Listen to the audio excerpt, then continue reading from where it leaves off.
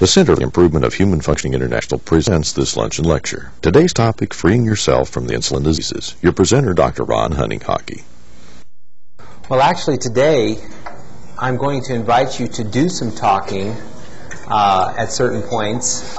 Here at the center we refer to our patients as co-learners, and we hope that you'll get involved in what I'm going to be talking about today, because part of the idea here of freeing yourself is that you have to understand what the implications are of what I'm going to show you. And so I would kind of like for you, if you don't, how many of you consider yourself to be a really good student? Or when you were in school, you were a really good student? Yeah, we have some good students here. And good students participated in class, right? So that's what I'm hoping you'll do today. And I've got Richard and Jennifer with handheld mics, and so if at any point you need to make a comment or have a question, or you draw a conclusion from what we're saying, feel free to share that, because hopefully when you're done here you'll have a new perspective of what I'm talking about in terms of insulin disease. The concept of disease really occurs in the medical textbook. It's more of an observation that more and more people are beginning to draw as they look at what happens when people begin to control their carbohydrate intake and how that can impact your health. And so hopefully today you'll begin to see that can have a great impact upon your health. Well, I've got 10 pages of handouts, and what we'll be doing is going through these one at a time. So everything I'm going to show you today you have at your place, and so you're welcome to write on these and take them with you. But let's have Dr. Tim Lawton's going to be my assistant today, and we're going to start out with the first overhead, which is entitled, it's a white piece of paper entitled Malnutrition in the Typical Healthy American, Average Annual Consumption of Low Nutrient Foods. It's got a square on it, and it says 756 donuts, 6 pounds of cakes and cookies, 23 gallons of ice cream, 7 pounds of potato chips, 22 pounds of candy, 200 sticks of gum, 365 cans of soft drink, 90 pounds of fat, and 140 pounds of sugar. And I was just thinking about that, 140 pounds of sugar. And I asked the nurses today how many teaspoons of sugar there are in a pound of sugar. Does anyone know? I certainly did. And I went ahead and did a calculation, and I won't go through that with you. But in a pound of sugar, there's 96 teaspoons of sugar. And if someone's eating 140 pounds of sugar, 90 times 140 is something like 60,000 pieces of sugar. I thought, that is a lot of sugar. And you could eat. It's not all at once. Of course, you have to have a pot per day. In the American thinking, would be unusual. Add to be 100 slices a year. There's about 8 to 10 teaspoons per pot, and boy has zero after that. That's about 3,600 teaspoons a day. Oh, I actually wrong. But 60,000 is the number of grams of carbohydrate that you get when you consume that much sugar. Anyway, it's a lot. It's a lot. Now, anyone want to make any comments, or just when you see these kind of numbers up here, what's your gut response to that, so to speak? Is that kind of astounding? And raise your hand. Raise your hand, and if you want to, or is there any kind of conclusion that you would have about the way Americans eat that surprises you? How many of you are saying, well, that's not me. I don't eat that much. Probably not. There's a bunch of us that, and I know I don't eat that way, and I'm thinking if this is average, then someone else is doing double time in order to make this work out. Anyway, the one conclusion that you could draw from this is that we Americans eat a tremendous amount of sugar and white flour.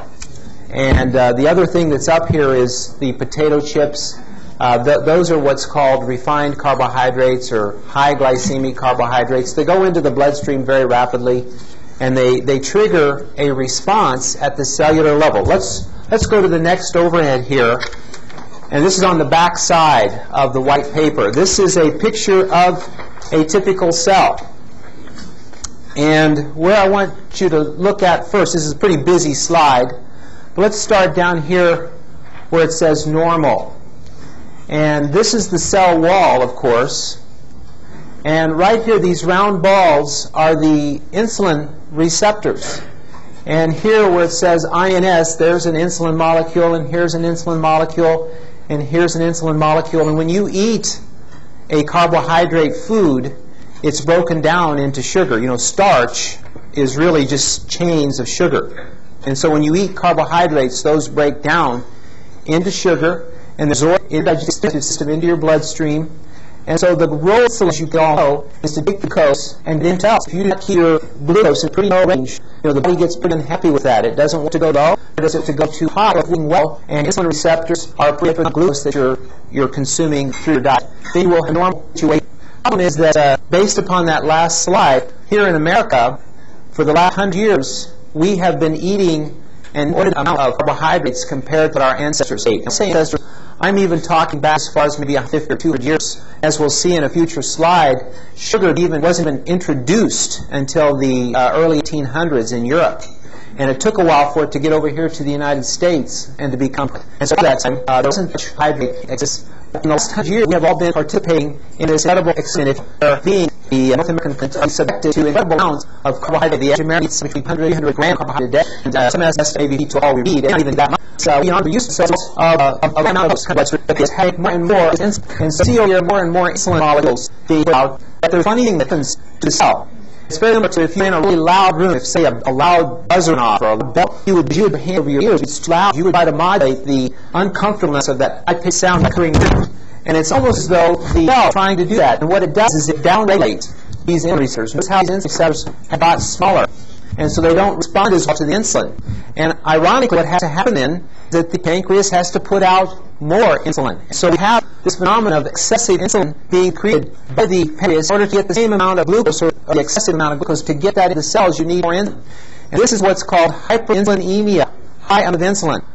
Now, over time, that's why in the upper corner of the slide here it says insulin receptor dysfunction over time, because this doesn't happen right away.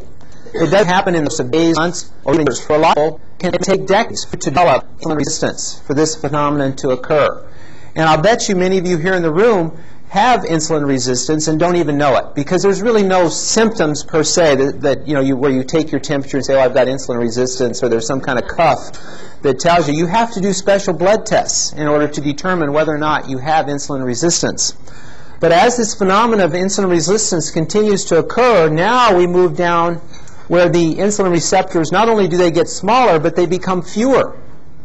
And pretty soon they're hardly working at all. And not only do you have large amounts of insulin, but now you have high blood sugar levels. And so when you have high blood sugar levels, what's that called?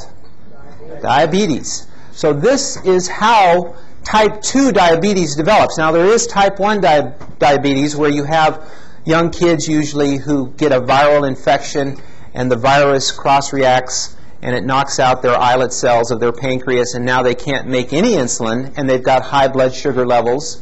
But if you were to measure their insulin level, it would be very low. So that's a different type of diabetes. The type I'm talking about is type 2 diabetes, what used to be called adult onset diabetes. You know why they're not calling it that anymore? Because all kinds of kids now, we've got adolescents, we've got young kids that are coming up with type 2 so-called adult onset diabetes, because this phenomenon seems to be happening more quickly. As we overpower the insulin receptors, then pretty soon you get into this situation where they're not working hardly at all, and so you have large amounts of insulin and large amounts of glucose circulating in the bloodstream, and you have a type 2 diabetic. And so let's go ahead now. Does everyone understand that at the cellular level? Any questions or comments or things you want to mention on that? Okay, let's look at the yellow sheet. I think that's the next one that comes up on my... Yeah, the yellow sheet where it says insulin disease. And what we're going to do is kind of go through this a section at a time. This is how it works, is that sugar, especially in excess, and when I say sugar, it can be starches or excess carbohydrates, triggers high insulin levels, and over time you have the manifestation of illness. Okay, the high sugar childhood. How many of you had a high sugar childhood? I certainly did. Sugar is used a lot as a reward for kids, or we have it at parties. It's a way that we celebrate. When we get upset, we'll oftentimes turn to sugar as a way of comforting ourselves. And over time, it becomes a kind of addiction. The group that I had here Tuesday, this was a very honest group. I asked, how many of you are sugaraholics? How many of you are sugaraholics, do you think? Yeah. Oh, yeah. Yeah. And we're trained from early on in our childhood to be a sugaraholic. Now, not that our parents think of that as a bad thing. As a matter of fact, maybe some of you today might be saying, what's he talking about, sugaraholic? I mean, you know, that sounds bad. Well, it's not that it's bad. It doesn't, you know, people don't go out and rob liquor stores in order to go get their cookies and whatnot. So it's a different type of addiction, but it's the sort of thing that you almost have to have a certain amount each day, otherwise you don't feel quite right. So we're looking at, what about nutrition? Do we really get educated as to what the right kind of nutrition is? I mean, most of us are just kind of left on our own to figure it out. We get a little bit of discussion about carbohydrates and fats and protein, but most of us just kind of eat what we like or what our parents ate. We don't really choose what we eat based upon nutritional principles. So the educational system pretty much ignores diet and nutrition. And so the next point here is that we have the whole foods concept, which is what we use here at the center. We use the whole foods concept, and yet it's something that's not even taught in the medical schools. And we consider it here at the center as the foundation of understanding the importance of nutrition. One of the things that we know about sugar is not that sugar itself is bad, it's just that all the nutrients have been completely stripped away. It's a pure calorie. And so not only does your body have to deal with the insulin consequences of a lot of sugar, it has to deal with the fact that there is basically, you go into nutrient debt in order to process the sugar that you're eating. So it creates a kind of malnutrition just by virtue of eating more sugar. And this is represented by the standard American diet, where 50% of our calories come from sugars, refined grains, and separated oils. And these are foods from which over half of the essential nutrients have been removed. This leads to what I call recreational sugars. It's kind of going back to what we learned in childhood, is that sugar is a fun food. If you're tired and you need a Coke or a Pepsi or a Dr. Pepper to pick you up, or if you need some kind of a reward, you go ahead and you go with a sugary type thing. That's what our cultural norm is. If you get a candy bar if you're tired. If you're getting drowsy, get a cup of coffee, put sugar in it. I was at a truck stop here a couple of weeks ago, and this fella got his glass of tea, and he took the sugar thing and, have you seen that? You know, I think it was like 5, and each time it was flowing over, so it wasn't just 5 teaspoons. It was like he had a little bit of tea with his sugar. And so, and we don't think of that as bad. It's, in many ways, the amount of carbs and the amount of sugar that we're eating in our culture is invisible to us because it's so much a part of our culture. Over time, this leads to glucose instability. Excess sugar intake begins to destabilize levels of blood sugar. When you have low blood sugar, that's when you crave sugar. And so that's what sets up the addiction. You get into these highs and lows of blood sugar, and you run for the sugar in order to get you out of a low, but that next peak is going to set you up for another low fairly soon. Fatigue and mood swings. Whenever you have a low blood sugar episode, it causes your adrenal glands to surge, and that adrenaline releases glycogen, which brings your blood sugar up, but it also causes you to feel shaky and maybe irritable or headachy, or you get into all kinds of moodiness. The so-called PMS syndrome, we know now that PMS is associated with very severe blood sugar fluctuations, for instance.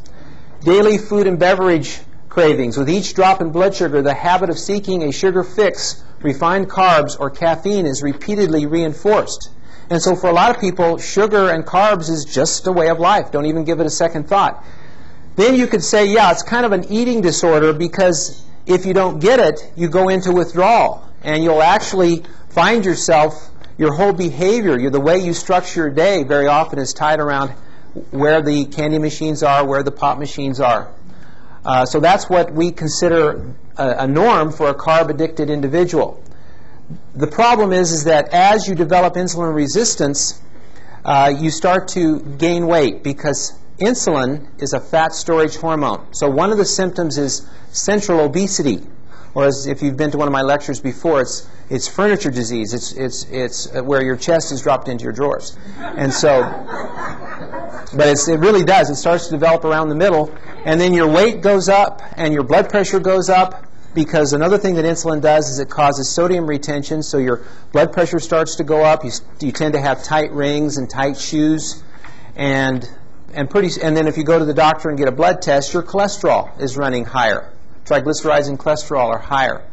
Out of desperation, people will turn to dieting, calorie-restricted dieting. And yeah, you can lose some weight that way, but very often you lose the weight and gain it back, lose the weight and gain it back, because the very thing that brought about the weight gain, that doesn't change, or it's a very small percentage of people that are able to maintain a low-calorie diet because their metabolism has slowed down every time they've been on a diet. So what we have here is a situation where people are in a state of chronic carbohydrate excess. And you'd say, well, what's so bad about that? And that's really what my lecture is about today. Oh, let's go to the next slide here. And this is the back of the yellow sheet, the stages of insulin disease. And this is going back to what happened on the cell model. Insulin transports glucose into the cells, which, by the way, is stored as fat. And then when you have a high insulin level, it blocks the release of fat. So you have there's a one-way street going in, and that's why it can be very hard to lose fat content as long as you have a high carb intake. Over time, you'll get the overstimulated release of excess insulin. That makes your insulin receptors less receptive, less responsive, and then in the early stages, you have insulin resistance. Now, insulin resistance to diabetic doctors is called stage 1 insulin disease, stage 1. You already have a pre-diabetic condition. Insulin resistance can get to where you have very high insulin levels. This is stage 2, and this can be measured, and I'm going to show you how that's measured in just a second. The high insulin level results in the conversion of carbs into triglycerides, and if you happen to have a really high triglyceride level on your cholesterol panel, and your HDL, the good cholesterol, is low, then you pretty much are in what's called syndrome X. You're in a stage 3, which is a pre-diabetic stage, and very often you're having low blood sugar episodes as well. So type 2 diabetes then is stage 4, where you have both high insulin levels and high glucose levels, and your insulin resistance is very, very advanced. Stage 5 of type 2 diabetes, and you've probably heard of someone who was on they were controlling their diabetes by diet, and then they were on some medication, and then finally the doctor said, hey, we can't control it anymore, we're going to have to put you on insulin. Well, what's happened is that the pancreas becomes exhausted. It can't keep putting out the large amounts of insulin, and so then what happens is that you have to go on insulin injections. And unfortunately, people who go on insulin and keep their insulin levels high, insulin is a fat storage hormone, and you tend to gain more weight. And weight itself is one of the causes, or it's associated with insulin resistance, which is the underlying condition for diabetes. So the worst part, though, is that diabetes some people have referred to diabetes as a model of advanced aging. In other words, if you see someone who has diabetes, all the things that you would expect with normal aging are sped up, are accelerated by diabetes. One of the reasons is that when you have a high blood sugar level, there's something called advanced glucose end products, which ironically is called AGEs. Those are very powerful free radicals.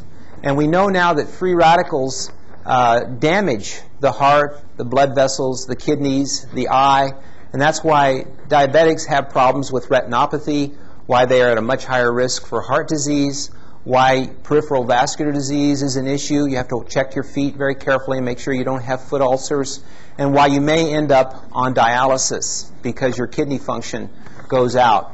So this, to me, we're talking about high sugar, and we're talking about, well, you know, it's just something in our society, and it takes many years to develop. But most people don't think about eating sugar as something that may cause them serious health problems later on.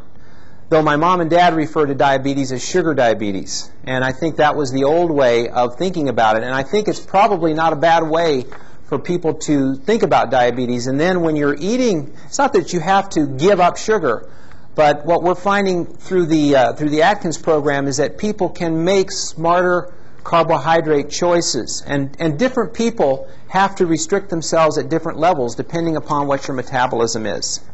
So this is kind of the connection. Let me, I didn't think this was that big of a deal. Let's go to this next one is a kind of a brownish beige colored sheet, and where it says Dr. Ron's glucose test results, glucose tolerance results. And let's bring that, there we go. My grandmother has diabetes. She's dead now. She died, she was in her 90s, and so she must have developed it quite late in her life. But then I've had 3 uncles with diabetes, and one of whom has passed on. And just about a month ago, or a month and a half ago, getting ready for this lecture, the youngest one in the family, he developed diabetes and now has lost the sight in one eye, and has numbness in his feet, diabetic neuropathy. And so I thought, there's no way I could have blood sugar problems at this age, is there? But one of the things we do here at the center is we measure. Rather than just assuming something is okay, Dr. Riordan has always advised that you're better off measuring rather than assuming or guessing. And so I went ahead and did what is the standard test for evaluating your metabolism, your own metabolism, in terms of how well your body handles sugar. And it turns out that I have an abnormal blood sugar test. Now, it's not too bad. This looks like a normal curve. And if a doctor had just done just the glucose levels are not too bad. But when you look at a couple of, Dr. Atkins has, and these are not just his ideas, this is what the diabetic specialists would do when they would look at it. One of the things you can do is look at the peak glucose, which in my case was 183, and at any one of these points, and it should be less than 160. It's high. That means that I was not able to handle that 100 grams of glucose. That's what you do when you get a glucose tolerance test. You get a little glucola, which is 100 grams of glucose. You drink it. You get your fasting blood sugar, your half hour, your 1 hour, 2 hour. And at the half hour point, my blood sugar went up to 183. In other words, there is some cellular insulin resistance already present in me. And so I have an impaired glucose tolerance test. And not only that, if you look at the highest point and the lowest point on the test, which was 70, the difference between that was 113, and it should be no more than 80. And in this case, it was greater than 100, so I actually have a strong hyperinsulinism tendency. Now, looking back on my life, if I don't eat, I feel tired. I feel kind of shaky, and I don't think as well. And so I've always known that I have to be more careful. Now, when I was in medical school, I wasn't very careful. I would bring about 4 cases of Dr. Pepper back from my hometown to medical school. Well, that wasn't such a good idea, but at the time, I wasn't thinking that maybe it would have an impact upon my future health. But it's already starting to show up here in my 50s. So the reason I put mine up here is just to let you know that you might want to check your own levels, especially if you have a family history of diabetes. Because if you do, I guarantee you it will change your motivation about carbohydrates. The biggest problem we have about carbohydrates is that they're so much a part of our culture that people, when you start talking about limiting carbohydrates, people get pretty defensive. It's like, what? Take away my cookies? You org? How dare you think that? But I'm telling you that given the severity of some of the illnesses that we experience with an abnormal blood sugar, I think it's worth your while to take a second look and maybe test yourself and see if you could be at the early stages of impaired glucose tolerance. Let's go to the next one, which is on the back side. And I want to show you here the history of this, so that so you have kind of an historical perspective. This just didn't happen overnight. One of the really interesting things is the Egyptians were the first agricultural society. They were the first human society to use grains as a major part of their culture, and that was 1500 BC. There are a group of doctors called paleopathologists, and these are pathologists or doctors that dissect the body and find out what kind of illnesses are present. And they can tell when the Egyptians went from more of a nomadic people into a agricultural society, because when they shifted to grains, that's when and they can look at the mummies in terms of determining this. That's when they started developing high blood pressure, obesity, heart disease, osteoporosis. All of the illnesses that we associate with civilization was present even in the ancient Egyptians when they shifted to more of a grain-based diet. And grains, as you know, are long chains of sugars. So that's one little interesting thing. They were the first ones to write about diabetes. In the 1800s, Napoleon had his soldiers build sugar factories all over Europe. I don't know why. That'd be an interesting thing to look into. In 1815, the average Englishman only consumed about 7.5 pounds of sugar per year. 1989, Minkowski discovers the pancreas produces a blood sugar controlling substance, and of course that's insulin. That's when we first began to understand this whole thing about glucose metabolism. 1895, the introduction of refined flour in America, and I didn't get this put on the paper, but the other thing that got introduced at the World Fair was colas. Colas, and that's when the soda pop craze started, was in the late 1800s. 1915, the beginning of the heart attack era in America. I went ahead, and I don't think I have that paper here, but I called the Clendenning library at the KU Med Center to have them look up William Osler's textbook of medicine, because I had heard this, but I thought, well, I'm going to check it out for the lecture. And I asked her, is there a section in that book on coronary artery disease, which is what heart attacks is? And she said, well, let me look. And she looked, and she looked, and she looked, and finally she said, well, you know, here's about 3 paragraphs on coronary artery disease. Now, if you got out a modern cardiology textbook, I guarantee it wouldn't be 3 paragraphs, because we know that the #1 killer in the United States, in North America, is coronary artery disease. So something brought about a huge change starting around the turn of the century. Could it be the introduction of all of the refined carbohydrates? That was when we first started. The other thing that got introduced at that time was the margarines. So there are some authors that argue that the trans fatty acids also had a detrimental effect. Refined flour also. So the beginning of the heart attack era in America, 1922, insulin first used to treat a diabetic. See, insulin is important if you don't have it. But if you have too much of it, it creates some very serious problems. 1930s, diabetes emerges as a prevalent disease. Didn't used to be a big problem prior to that. 1968, diabetes has increased 600% in 35 years. And in the last 10 years, there's been another 600% increase in diabetes in this country. 1973, Cohen scientifically links diabetes to sugar intake in controlled rat studies. 1976, Americans are found to consume 120 pounds of sugar per year. 1978, these two authors in a book confirmed that sugar is related to diabetes, which we all kind of know right now. And in 1998, this is where Syndrome X was first introduced as a concept. And I remember hearing about that about 15 years ago, that if you have a high blood pressure, high triglycerides, low HDL, and high insulin levels, then you probably have Syndrome X. And now there are authors that are suggesting that given the amount of overweight people in the United States, which we now think there's about 65 to 70% of Americans are overweight, that maybe 50% of Americans have Syndrome X. 1982 to 1994, tenfold increase in diabetes. 99, Americans were found to consume 158 pounds of sugar per year. That's a lot of teaspoons. 10% of Americans were found to be diabetic in the year 2001, 1/3 of which don't even know it. See, so there are people out there that have diabetes that don't know it. They may be going to the bathroom more frequently, or they may be thirsty, but they haven't quite put together what's really happening to them.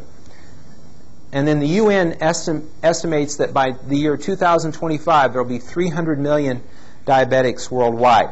Now, why is this important? And this is where I'm going to get to the heart of my lecture, which is the green sheet. Freeing yourself from the insulin diseases. My contention in this presentation is that the only way you can free yourself is that, first of all, you have to become aware that there's a problem. And I think we're all vaguely aware, or probably more than vaguely aware, that here in the United States, obesity has become a problem. But I don't think we know, and we know that diabetes is something that we don't want to get.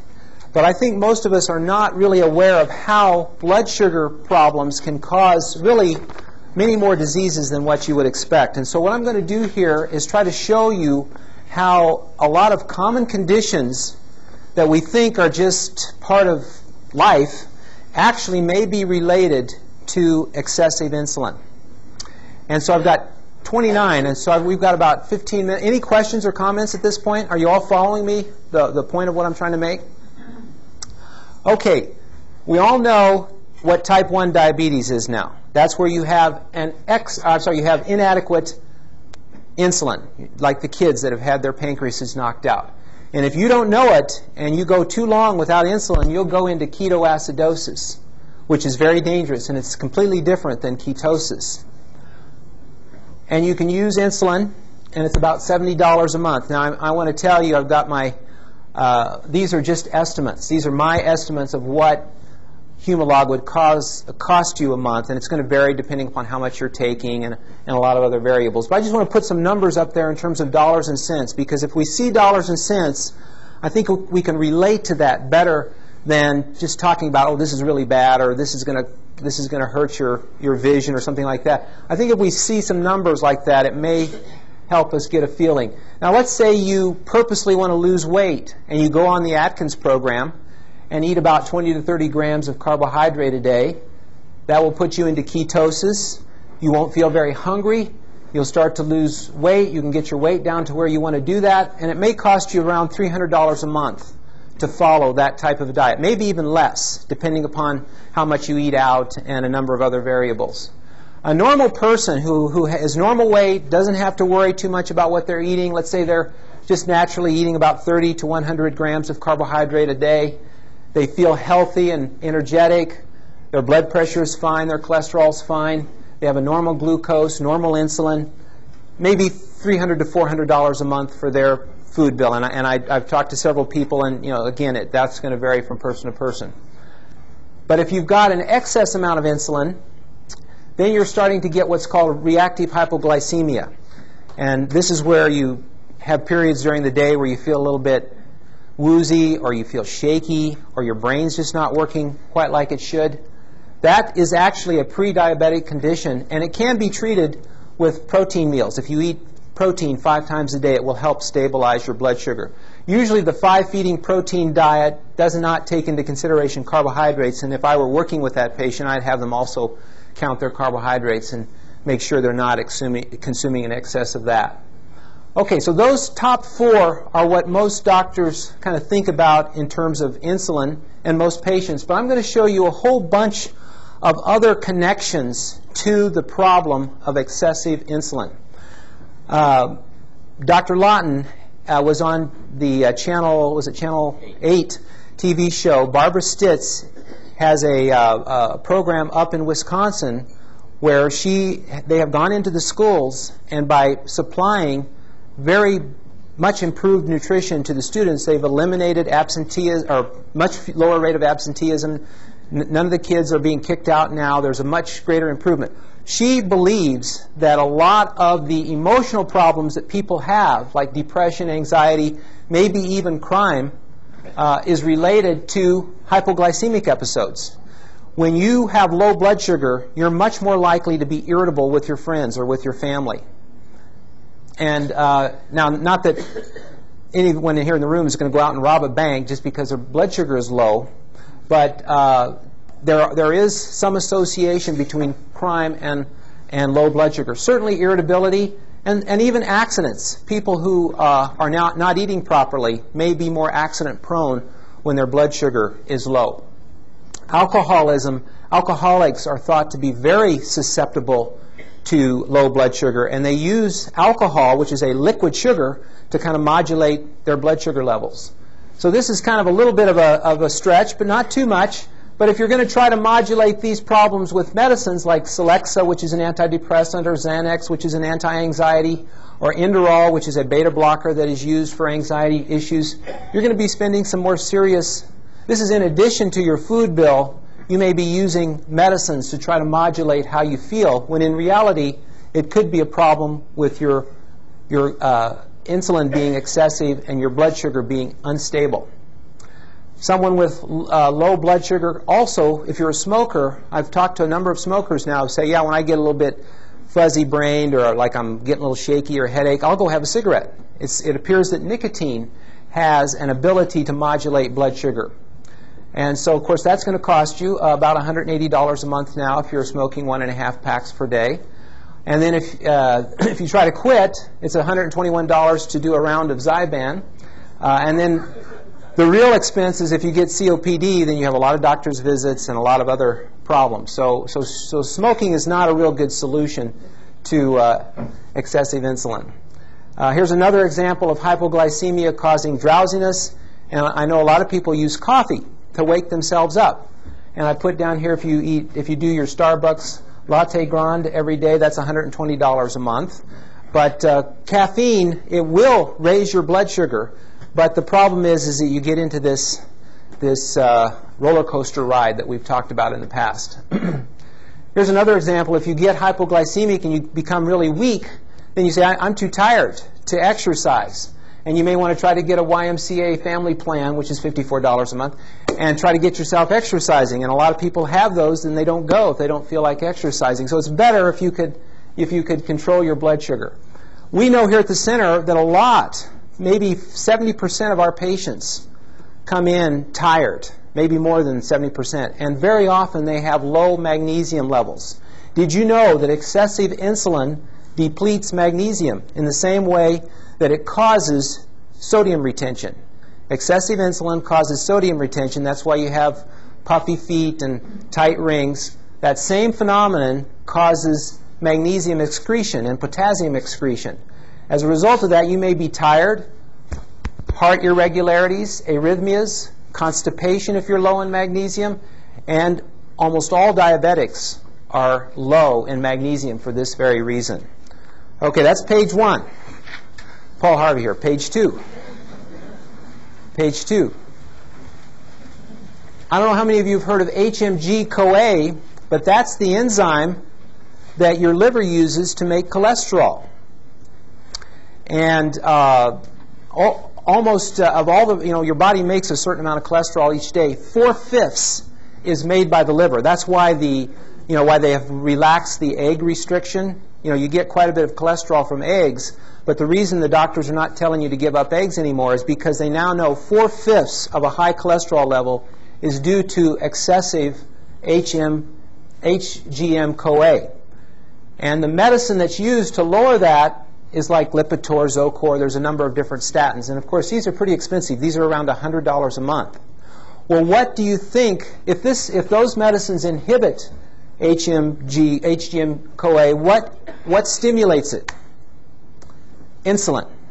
So here we are, a nation of people eating a lot of excessive carbohydrates. It's stimulating our liver to make more cholesterol. We go to the doctor, have our cholesterol checked. It's high. The doctor says, oh, you need to go on a medicine to bring that down.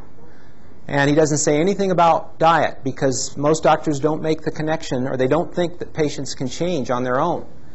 And so as a result of that, we're spending an extra $100 or $120 a month on a medicine that we could use our dietary knowledge to make an adjustment in our cholesterol, and it works very well. That's one of the things that Atkins and EADS and a number of the low-carbohydrate movements have shown, is that if you control your carbohydrates, you can control your cholesterol.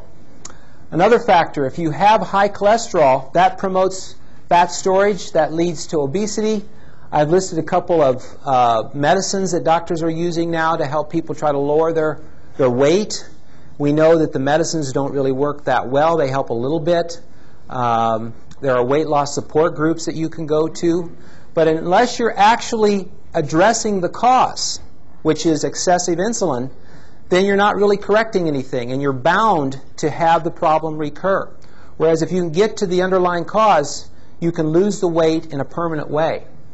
Sodium retention, I mentioned that earlier. Not only do you have the inconvenience of tight rings and tight shoes, over time you develop high blood pressure, partly because you're depleting excess potassium. Dr. Lawton did a beautiful lecture here a couple months ago on high blood pressure, and we found that potassium played a bigger role potassium depletion played a bigger role in high blood pressure than what we ever thought. Well, insulin causes potassium depletion, so excess insulin is even more fundamental than potassium depletion. And over time, you can actually get yourself into congestive heart failure. All of these things cost money to treat if you're going to go to the doctor and get that treated. Excess insulin blocks the access to fat storage. Not only do you gain weight when you have excess insulin, but you can't get it off. So you've got to regulate your carb intake in order to lose your weight. Excess insulin causes high triglycerides. If you go to your medicine for that, Lopid, $84 a month for that. The reason I kind of put this down is my mom works in a pharmacy. She's a clerk. And she tells me, she says, Ron, she says, I can't believe it. People will come in every month and they'll get 5 or 6 medicines there. They've got high blood pressure, they've got arthritis, they've developed some diabetes, and they're depressed. And if you do about 4 or 5 of those medicines, that's easily about $500 right there.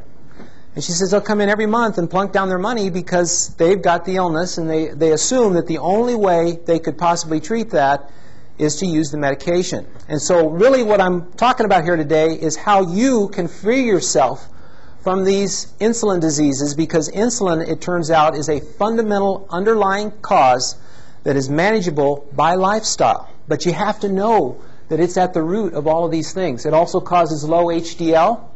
You can use medicine again, or you can use some niacin and polycosanol.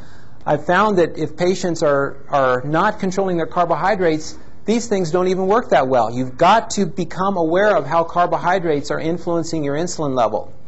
Here we've mentioned about the advanced glycation end products. These are free radicals. And you can take antioxidants to try to neutralize it, but why not cut them down at the root by controlling insulin?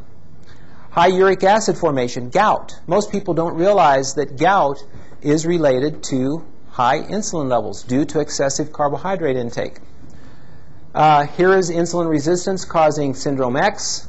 You can take a medicine, glucophage, $75 a month. There's some very nice supplements that we use with our patients, and nothing wrong with supplements, but again, why not treat the underlying cause? Eventually you'll end up in type 2 diabetes.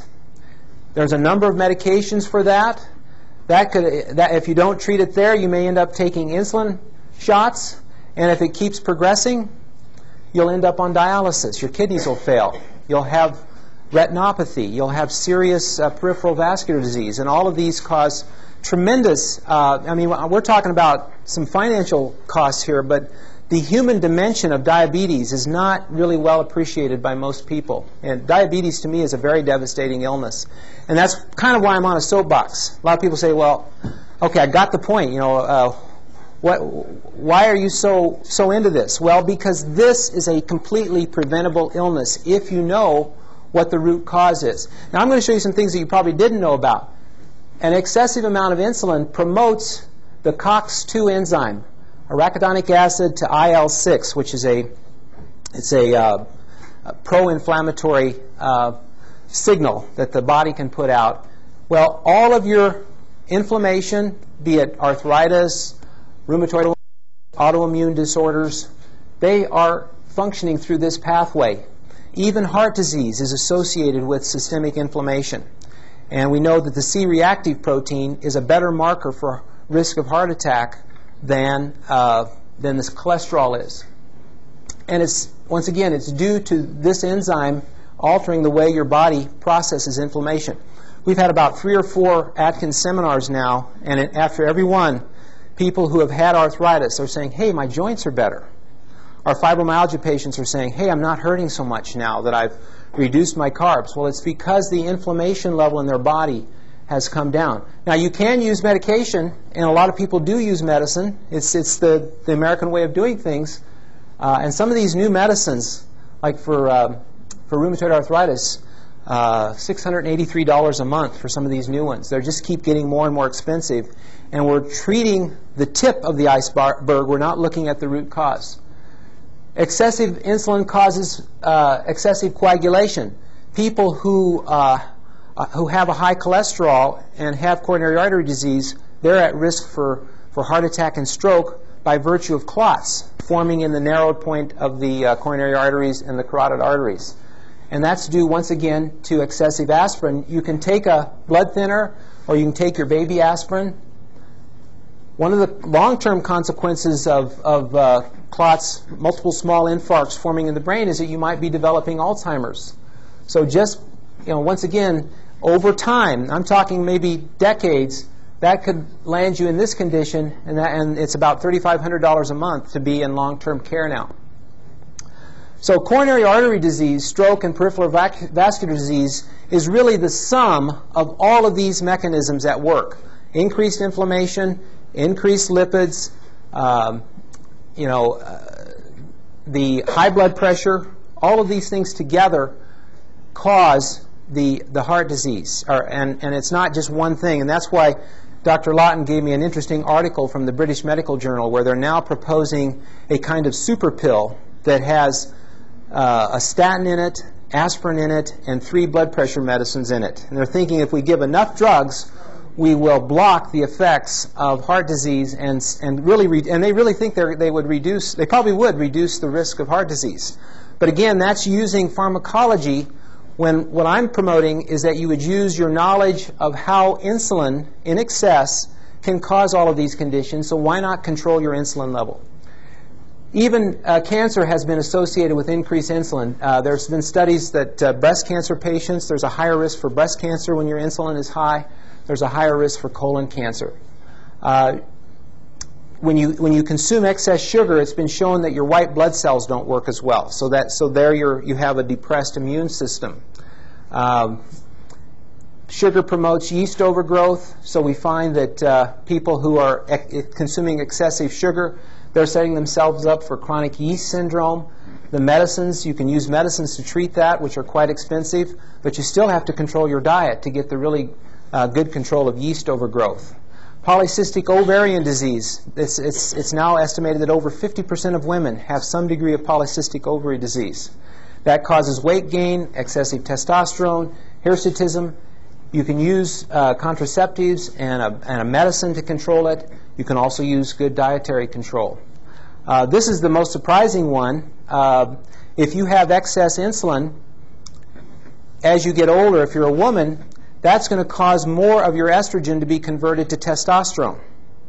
If you're a man, that's going to cause more of your testosterone to be converted to estrogen. Now, how many of you have been at a ball game where the gentleman was wearing the T-shirt and he was obviously overweight and he had developed breasts?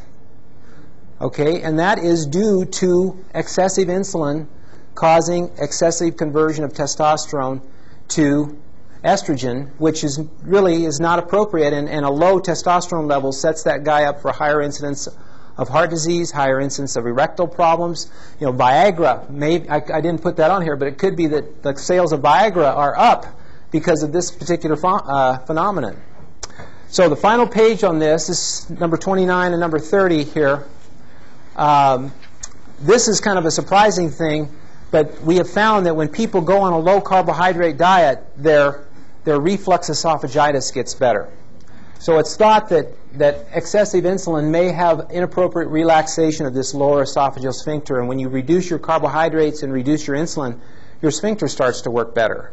And you don't need to take Prilosec or the purple pill. You can control it with diet alone. And finally, that we're finding a number of irritable bowel patients and colitis patients, when they control their carbohydrate levels, their irritable bowel improves, and the colitis patients, their inflammation greatly reduces. So I'm going to quit at this point, but my final point is that these estimates are provided to illustrate the principle of failure to treat underlying cause. If you do not treat the underlying cause, then you're doomed to treat the epiphenomenon, the symptom.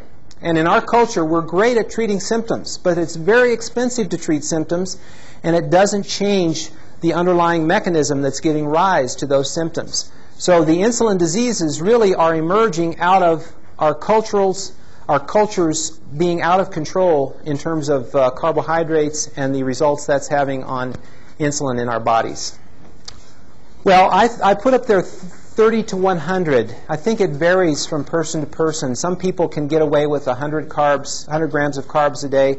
I have some patients who they can't consume hardly any carbs without gaining weight. And so That's what Atkins calls insulin resistance, metabolic resistance, and I think you just have to kind of find out what your level of resistance is, and most people can kind of tell at which point they start to gain weight. Yeah. How do I feel about sugar substitutes? The aspartame has been clearly shown to cause problems in a lot of people, headaches, seizures. It breaks down into wood alcohol and amino acids. I steer people away from aspartame. The Canadians have done a lot of research. I think there's 60 published studies on Splenda. It came out there first. And the experience is that it does not cause those problems. Splenda is derived from sugar. It only has a very small number of calories. And when you do use a packet of Splenda, you have to count it as 1 gram. But it does not seem to cause a problem. So I usually have, if people need a sugar substitute, then I would say go for Splenda.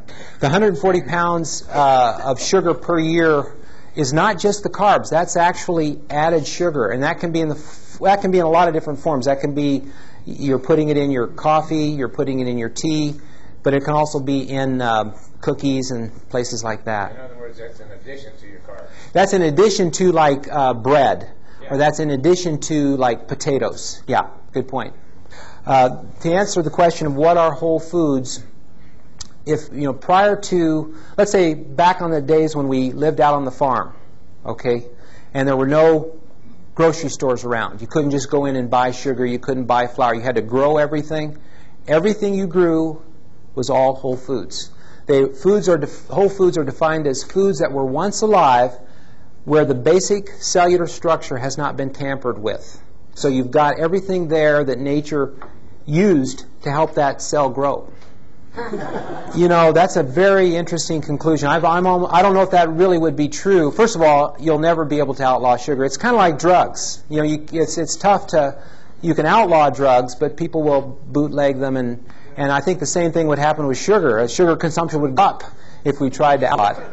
I think to me, education. If anything, I hope today what you're getting is that you have a new understanding that sugar is a slow poison. It tastes great, but we all know that things that look good aren't always good. Appearance can be deceiving, taste can be deceiving, and we're finding that sugar, I think it's still possible to use it in moderation, but that's going to be dependent upon each person and what your background is. If you've got a strong history of diabetes, you've got to be very careful about your sugar intake.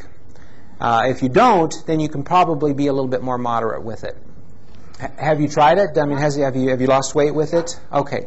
Again, I think that might be workable for people. I'd be interested to know how many grams of carbohydrate that was, and it'd be interesting on people to do glucose tolerance tests and to find out. But I am aware of the carbohydrate addicts diet. Yeah. And I think that I've heard different opinions on that, and probably it's better than not doing anything at all. I've heard the Eads' comment on that they would rather have people keep their overall carb intake to a certain level. Do you know how many grams you consume? No, I don't. Okay, we can talk about that. But I think it's worth looking into. Right, natural fruit. Okay, and part of this is all part of the Atkins literature. What we find is that low glycemic carbohydrates, and these would be your colorful fruits, colorful vegetables. These go into the body much more slowly than, let's say, bananas. Bananas are pretty high in carbs, and they go in pretty fast. Or potatoes. Potato is a vegetable, but it's a white vegetable. It goes in pretty fast, almost like sugar. And so if you're just going to sit down and have a baked potato, you're almost like eating some sugar. And so that's got a high glycemic index. When that happens and it goes in fast, it triggers more insulin release. So the trend is, and if you've seen the South Beach diet, the South Beach diet is low glycemic carbohydrates. It's the colorful carbs. They go in more slowly, and they are less likely to trigger insulin response. Would that be a sweet potato would be different than a white potato? A sweet potato is considered a moderate, kind of a middle glycemic index. And I always tell people, yes, I would prefer you go with sweet potatoes. Sweet potatoes are much more nutrient dense. Now, I'm not against white. To me, white potatoes is still better than a cupcake, for instance. You know, I'd rather have people eat fruits and vegetables because they're whole foods. And so I'm not down on potatoes, but one of the things that they say, if you use potatoes with meat, then the glycemic load is less. It goes in more slowly when you have potatoes with meat, so it doesn't have quite the bad effect. Or if you put your sour cream and butter on, which all the low-fat movement said, don't do that. Well, if you put your sour cream and butter on your potato, it slows the absorption, so you don't have as much of an insulin response from the potatoes. You still have a carbohydrate load there, and that's why the total amount of carbohydrates you eat each day does have an influence on the insulin level in your body. So hopefully, just to kind of summarize, what you eat does make a difference in your risk of illness, and this is one mechanism that people have not understood, is that excessive carbohydrates causes excessive insulin, and high insulin levels cause more problems than just diabetes. That's bad enough. The preceding program was produced by the Center for the Improvement of Human Functioning International Incorporated and the Bright Spot for Health. For additional information concerning health or a listing of audio and videotapes dealing with health, visit the Bright Spot for Health website.